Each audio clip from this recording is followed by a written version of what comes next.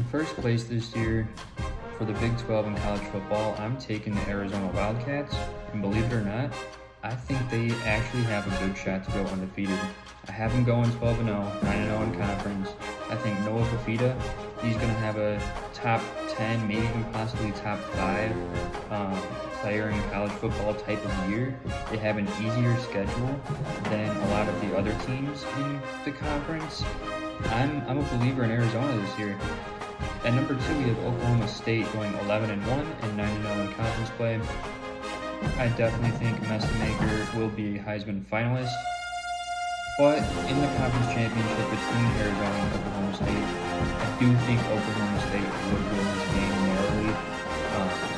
So even though Arizona has an undefeated season, I don't think they're going to win their conference championship game. And then at third, I fall for it every year, the Colorado Hype. And this year I have them going 10-2 with being 7-2 in conference.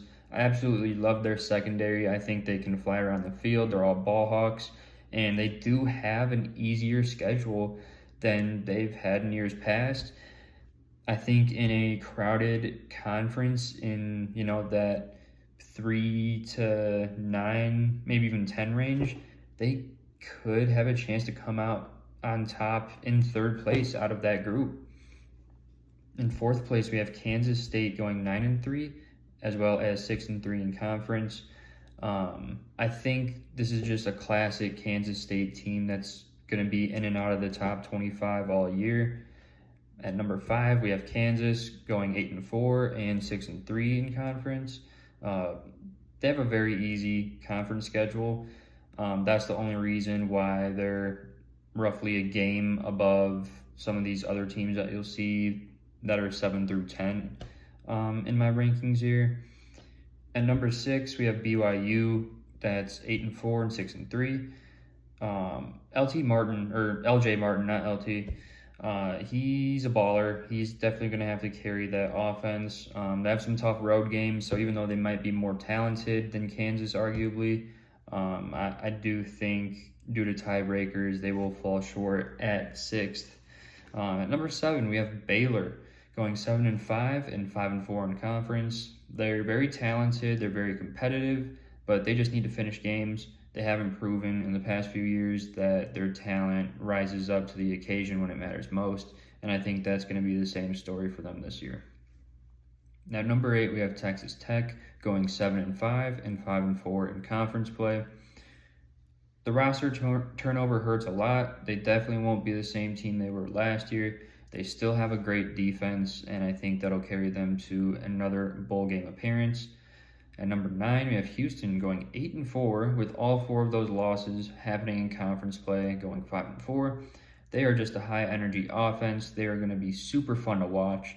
Definitely don't sleep on them, because if their defense plays above average, this could be a sleeper team to potentially sneak into this conference championship game, and who knows, maybe even the college football playoffs, but that might be a stretch. I doubt it. At 10, we have Utah going 7-5 as well as 5-4 in conference play. They're competitive, but they're lacking any star power that they may have had in years past. And again, all of these teams that are grouped from 3 or 4 all the way down to 10, they're very interchangeable. I picked every single game this college football season, and this is just how it came out. At number 11, we have West Virginia going 5-7 and 3-6 in conference play. They're a tough team, but they need more talent. That's simply it for them. At 12, we have Arizona State, 4-8, 2-7. I love Coach Dillingham. I think he's awesome, but there are too many key players gone, including Jordan Tyson, and I think they're definitely in for a reloading year. I don't want to say rebuilding, because Arizona State, one of the bigger market schools, I'm sure they have a ton of NIL money to spend, and a lot of people would want to play there. It's just this year is going to be a down year for them. At 13, we have Cincinnati going 5-7, as well as 2-7 in conference play. They're just still subpar. They're chasing the nostalgia of when they made the college football playoff quite a few years ago now, and they are still far away from getting back there. At 14, we have UCF going 4-8 as well as 2-7 in conference play. A very, very athletic team, tons of great athletes, but they're just not refined. This team is still probably 2 years away from being competitive, but with NIL nowadays, you never know. All it takes is a few transfers and you're back in it. At 15, these are my two teams that I'm very confident in will finish at the bottom of the conference.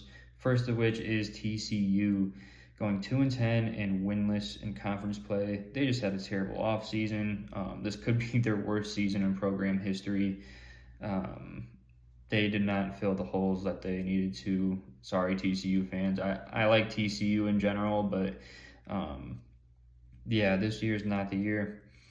And then at 16, it's obvious. Iowa State, 2-10, winless in conference play. Matt Campbell and the whole team went to Penn State. So, it's going to take a while for them to get back to being competitive, especially since they're a basketball school.